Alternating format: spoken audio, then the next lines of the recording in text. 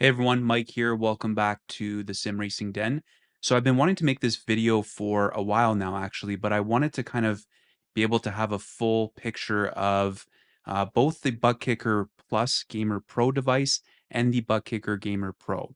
So let me give you some background and some context of my experience with both these devices, as well as actually the previous device, the Gamer 2, and just my experience in general with ButtKicker haptics and what I've sort of settled on and found as ideal for my personal setup.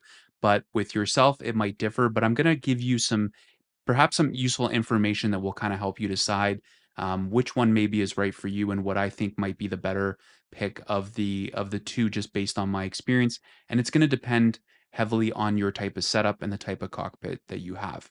So let's go a little bit further back. So on my first sim racing setup, I quickly discovered the ButtKicker Gamer 2. I think I discovered it like a few months after I built my setup. I was just looking for some additional things to add immersion, and I didn't even know what a ButtKicker was. And I probably came across it on YouTube or somewhere on the internet, and thought this would be a really cool idea to add just some extra layer of effects to the experience. And I was completely right. It honestly, I tell people all the time with sim racing setups that sort of once you've got a decent rig, decent pedals, everything else kind of set up, I would seriously consider looking at some sort of haptic device. Now, it doesn't need to necessarily be a butt kicker, but the package of a butt kicker is actually a really simple way to just get plug and play, get set up and going with least amount of setup as possible. You can purchase a lot of different kits where you can have, let's say, more than one transducer. So essentially, what a butt kicker is, and I'm going to try to explain this in kind of the most simplest way because I'm not super knowledgeable on the tech behind these devices, but essentially look at it as it's basically like a speaker in a way, or what's called the transducer, which is able to take the telemetry or sound from the game and then replicate that more in a feeling versus an actual sound, if that makes sense. So the ButtKicker Gamer 2 is essentially just one device that clamps onto either your seat, or you can clamp it on anywhere on your rig, and it's going to give you feedback from things in the game, whether it be your just suspension movement of the vehicle, bumps and curbs, engine vibration, especially gear shifts. So anything that can kind of be reproduced through effects through driving, you can then replicate into one of these devices.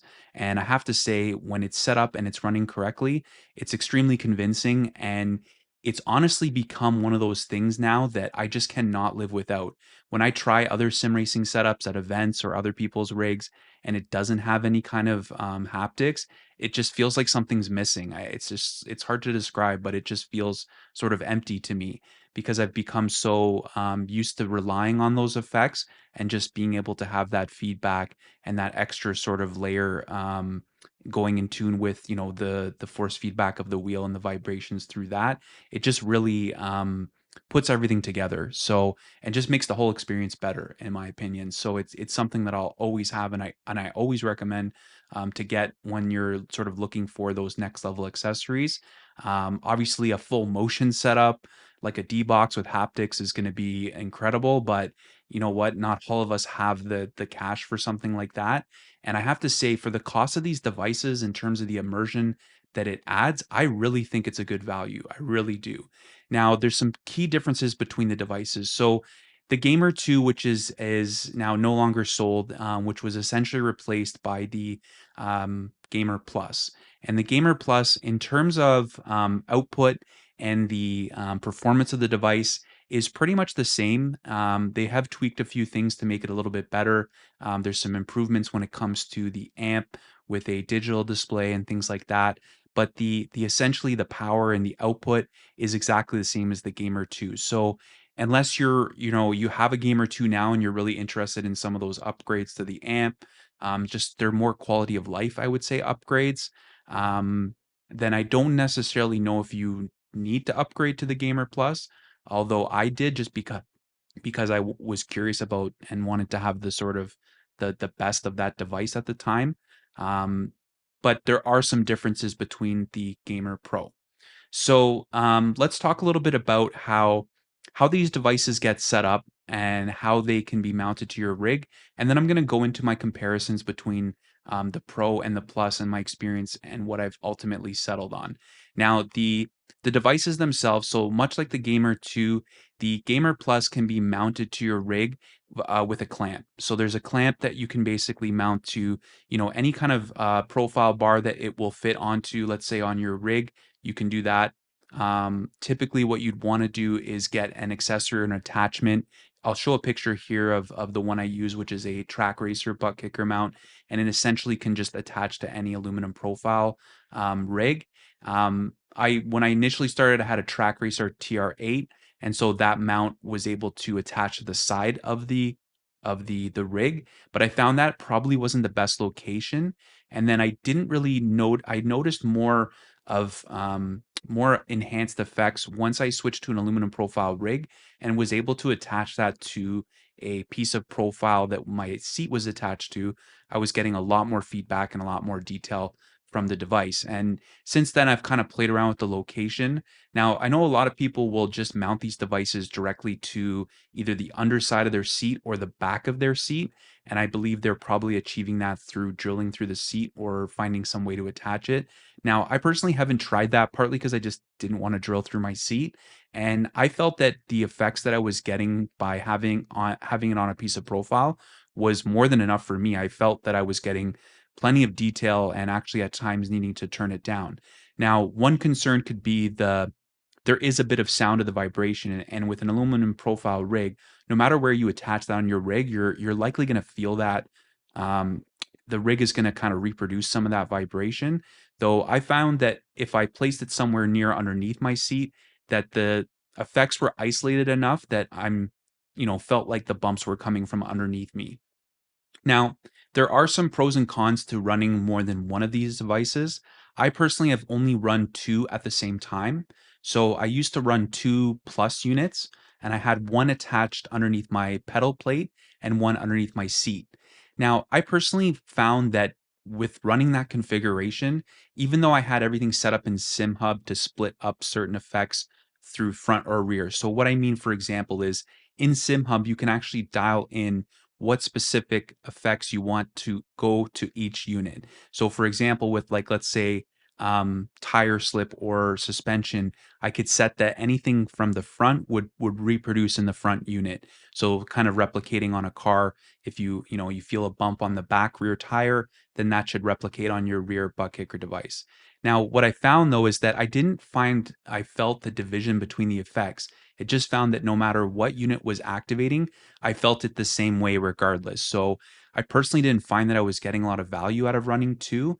Now, your mileage could vary because it's very much rig dependent in where you mount these things. I do know people that run four on four corners, and that could be an option too. I just found personally that I didn't even want to attempt that because with two on the front and rear, like I said, I just didn't feel the division between the devices, and that running one was just as immersive because I was getting all the effects, whether even though those were being replicated through one device.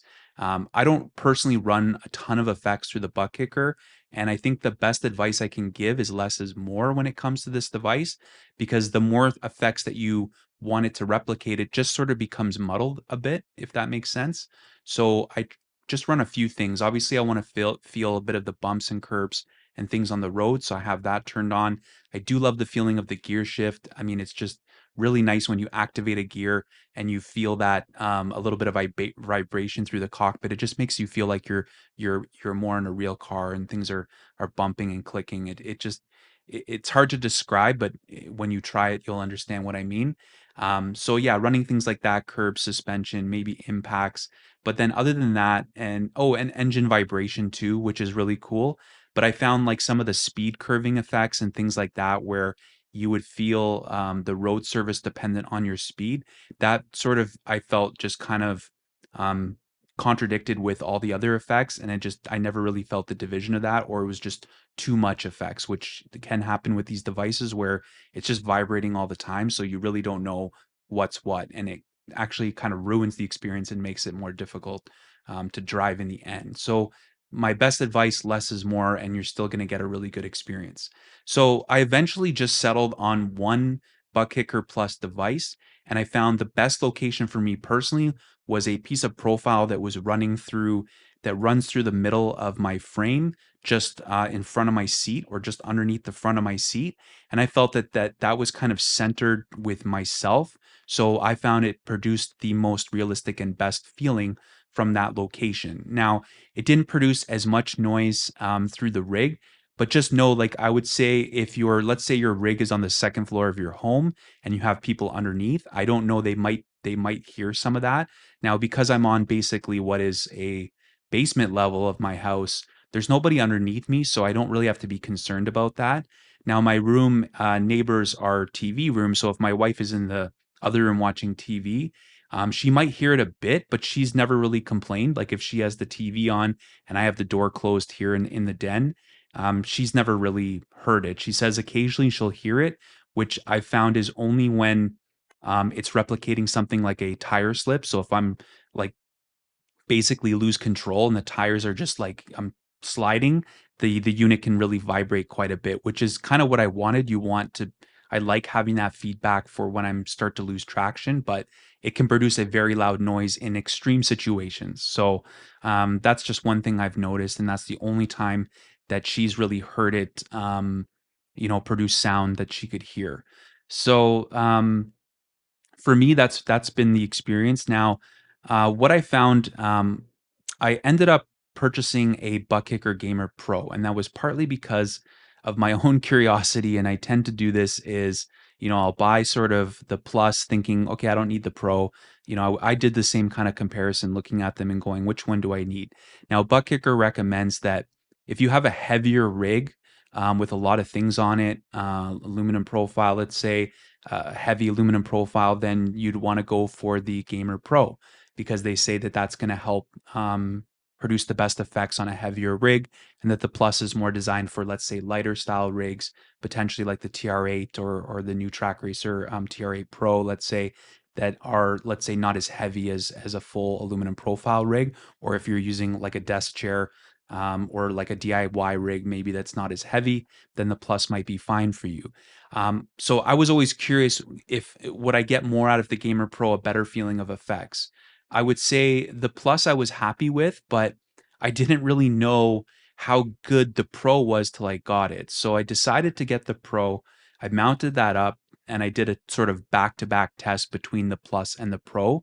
And I'm going to try to describe this the best way I can because I find it always difficult to describe things that are subjective like this, like feelings. So here's the way I would compare it to. I noticed a significant difference for me personally between the Pro and the Plus. The Pro just had a more defined, a more solid, a more sort of thumpier feel that just felt better. So the best way I can describe it is the Plus felt like, like let's use headphones as an example. When you just put on the headphones that come with your phone and they're okay quality, but they just don't have that oomph or that extra bit of audio quality. And then you put on, like, let's say an on-ear headphones, like a noise canceling headphones, and everything just feels more alive and more crisp and better. That's what the difference for me between the Plus and the Pro was. And I didn't really know the Plus. I always felt like the Plus was fine, but now that I've tried the Pro, the Plus just doesn't feel the same for me. And so that could be rig specific because I am using Advanced Sim Racing's ASR Pro, which is a very thick type of aluminum. So I almost feel like when I upgrade to that cockpit, that perhaps the Plus wasn't the ideal device for me anymore because the effects just didn't feel as defined and a little bit tinny. I don't, maybe that's the wrong word, but for me, just the Pro, it changed the whole feeling of those effects. They just felt so much better, felt defined. The vibrations, just like just when I'd go over a curb and it just felt like my whole rig was moving, even though it's not moving. It almost gave this sense of motion because the effects were so defined and so realistic, based on how I had my settings. So and even like the gear shifts, you would just feel the gear shift through your back and through your seat. It was just super immersive. So I'm personally finding right now for my rig, one Gamer Pro device is more than enough. Now, I did, of course, try two Gamer Pro devices as well because why not? And I found that, like I said, the division between having front and rear effects, just I could not feel the difference of if it was coming from the front or the back. And maybe that was based on where I had mounted it, say for the front, but I had it just underneath my pedals. But for some reason, I would feel the effects through the whole rig. So there might be better ways to do this, but I would say personally now, without having to complicate myself with running more than one transducer, I could easily just recommend, if you just want to have a bit of haptic effects, you don't care too much about the division between four corners or the front and rear. You just want to have, the feeling of the gear shifts, the bumps, your traction loss, just to add a bit more immersion. But I would say it adds a lot of immersion actually. One ButtKicker Gamer Pro, if you're running, let's say, any aluminum profile rig or a heavier rig, is probably more than enough. And I know the Pro costs, a bit more money, obviously considerably um, than the Gamer Plus. So right now, the Gamer Pro is, I believe, 329.95 US, and the Gamer Plus is 279, right? So it is a significant jump. Um, but I personally think it is worth it if you can afford it. You're not gonna be disappointed with the Plus, but in my experience, testing them back to back, the Gamer Pro was the device for me. Now, a few differences in terms of the hardware. Obviously, the Pro has more output. It's 150 watts versus what is 90 watts on the Gamer Plus. So that is a significant jump, and like I said, I think that's what's really causing that much better feeling from the Pro for me. Now, the difference too, a bit with the mounting, which was interesting, and I wasn't sure why this was the case, but because the Pro is a much bigger unit, like if, I'll put up a picture here side by side. Unfortunately, I don't have the Plus anymore, else I'd show you both together. But I think you can get the point with the pictures. But the Pro is a big unit, it's a thick unit. So depending on where you mount it, you're going to have to take that exercise into consideration. So for me, mounting it, clamping it to the track racer butt kicker mount that's screwed into my aluminum profile and then just kind of hangs off the underneath my seat.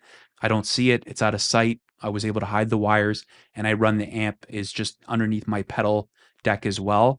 And what's great about the amp is that once you turn the switch on from the back, it will automatically come on when your computer turns on, and it goes to sleep after a while after it doesn't sense any input or output. It just turns off. So like it comes with a remote if you need it to change settings or things like that or volume on the go. But I find that it's just kind of a set it once and leave it. It takes some time to fiddle around to kind of get the right settings on the amp and then your in-game settings, your output settings in your computer, as well as in SimHub. Um, which if anybody wants me to share what I've got it set up at, is I can share that. But like I said, once I've set it up once, I don't find that I have to adjust it very much. I do have a knob on one of my button boxes, which I can adjust the gain in SimHub. Because what I found is sometimes when you switch between different cars or different tracks, let's say, for example, in iRacing, the effects might be a little bit too much. Like if you're on let's say a street circuit, something like Chicago, it's like really bumpy. I find sometimes I'll want to turn the gain down a little bit versus like a smoother circuit, like a Spa or Monza, let's say. So having that gain control on a knob or somewhere a quick shortcut, I would recommend because then you can just make those quick adjustments on the fly. But I don't interact with the amp or anything like that. It just stays underneath my rig. So the other difference too with the mounting is the Gamer Pro only has the clamp, whereas with the Plus you have the clamp, but there's also some mounting holes, so you can actually mount that directly to a profile, or if you wanted to screw it or attach it somewhere on your rig or underneath your seat, then you can do that with the Plus. But because the Pro is so heavy, they haven't put those mounting holes. Maybe I don't know what the reason is, to be honest. I don't see why they couldn't have, but it's just has a clamp. The other difference too is how the connections to the amp connect to the actual unit. So on the Pro, it's actually like a wire, and then you would just put that into the I don't know what it's called, like the connector. It's kind of like similar to how you connect like a speaker, a surround sound speaker. On the Pro, you have to to connect those. On the Plus, it's just built in. So yeah, I don't like that the Pro has those types of connections because I find that, if you were to it has to be connected correctly and properly, and if you pull on them, they could come out or something. So I mean, it's not a big deal. Like I said, this thing is going to pretty much live under your rig after you've set it up. But those are just the differences between the two devices. Obviously, with the amp, the Pro amp has more power to handle that unit versus the amp with the Plus. So it's the amps are not interchangeable. You wouldn't want to use one or with the other. So they kind of match up with the package. Then everything else that's included is pretty much the same. So the amp can connect. You can use an audio splitter, or you can connect it to USB. I haven't really played around too much with the audio splitter. I find that using the USB audio is the best way to and easiest way to do it. Or else you might need a separate sound card if you're doing it through audio. I used to do that with the Gamer 2, but since they added now USB audio on these more newer devices, that's the easiest way. I mean, just plug it in. SimHub recognizes that as an output, and then you can configure it that way. So, and it works with all the different sim titles. I believe there's support for like flight sim and other simulators as well. But with all the popular driving sims, it works great. With iRacing particularly, you can actually set it up through SimHub, or you can use the built-in menu on iRacing, the LFE menu, which here's another interesting point from testing. And this is sort of, I've seen a lot of discussion on this in some forums. So SimHub using or SimHub running the ButtKicker versus iRacing's in-game menu, the effects feel different. And then even comparing it to the ButtKicker's own software, HaptiConnect, which I personally haven't had a good experience with. I just don't know what it is or if I'm not setting up something properly. But when I use the HaptiConnect software, which they charge extra for now, which I don't think was a smart move on their part. Like there's different packages that you have to pay for the software. And I get that, that helps with things like developing the software and things like that. But I think if you're selling the devices, just have the software be free and have updates included, because that's just going to make more people want to keep buying the devices. Maybe that's another discussion for another video, but I personally have not had a good experience with HaptiConnect. I found that with SimHub, the effects felt better. I prefer the customization options in SimHub because I'm already familiar with SimHub, because I use it to control things like my dash displays, button boxes, and wheels and things like that. It's easy for me to just have everything live in one place than have to run another piece of software, which for a lot of us sim racers, we are running multiple different, applications at the same time. So I don't know. Some people's mileage might be different with HaptiConnect. I personally just haven't really found I've had much success with it. Now, what I have found interesting though is that the running the LFE settings for a butt kicker in iRacing, personally think they feel better than SimHub, and I'm not sure why. Like it's just a subjective thing, but I guess I think what the difference is that with the iRacing LFE menu, it's using direct telemetry based for the effects versus SimHub, which is using different data, I believe. Now, if I'm wrong about this, please connect me in the comments. But this is what I understand to my knowledge and what I've read, and I personally just end up settling on what feels best in the end. I don't try to pay too much attention to what, the right way or the best way to do it is. These are things that some cases with sim racing, it's trial and error, right? You play around and tinker with different things, and the way you have it set up is going to feel better for you than the next person. So always take obviously what I say and what other people say with a grain of salt. I've been actually enjoying using it, like in iRacing specifically, having the effects controlled directly through that in-game menu. I don't know, they just feel better and more detailed and snappier than SimHub, and that's just my personal observation. But the only problem with that is that you would have to turn off the effects in SimHub to run it in iRacing. Now, if you go to another sim, you're going to have to configure that in SimHub. So not a huge deal because you can set profiles per game. So that's another thing with these devices, is that if you want certain effects in a one game and other effects in a different game, you can set that. And what I've noticed too is a lot of times you need to change the levels of each effect, because from one sim to another, how those effects are produced are going to be different. So it's not like one setting for all the games is going to be ideal because one might feel stronger or lesser than the other one. So what's great with SimHub is you can set those profiles and then it will automatically switch when you launch that title. So yeah, that's a long explanation for software, but personally, for me, I'm primarily use iRacing. That's kind of my go-to sim and what I'm playing the most these days. So I'm just using the in-game menu with one ButtKicker Gamer Pro, and honestly, it is fantastic. It is just perfect. All the effects feel great, and I just kind of feel like I have it finally dialed in. So yeah, that is me rambling and my long explanation on sort of my comparison between these devices. This isn't like an official review. I just found that the easiest way was to just kind of maybe break down some of the differences for you. I mean, I think what the product does is pretty self-explanatory. But if you're having trouble deciding which device is for you, potentially, maybe this will help you or at least give you some perspective from my experiences to kind of help make an informed decision. So if you have any questions or anything was unclear, or you want more information on some of the things I talked about here, please hit me up in the comments and I'll do my best to respond to everyone directly. Or the other best way too is just to get involved in our Discord server. I do frequent that a lot and check messages and check what's being discussed. So if you want to, talk about that, have some discussion there, and maybe let some of the other people from the community weigh in, I think that would be a great idea. So, if you found this helpful, as always, please do me a favor, hit the like button. It certainly helps me grow the channel. And if you're not subscribed already and you found this video, please check out my other videos for more sim racing reviews, tutorials, and just kind of discussions like this. And if that's something that interests you, then consider subscribing to the channel.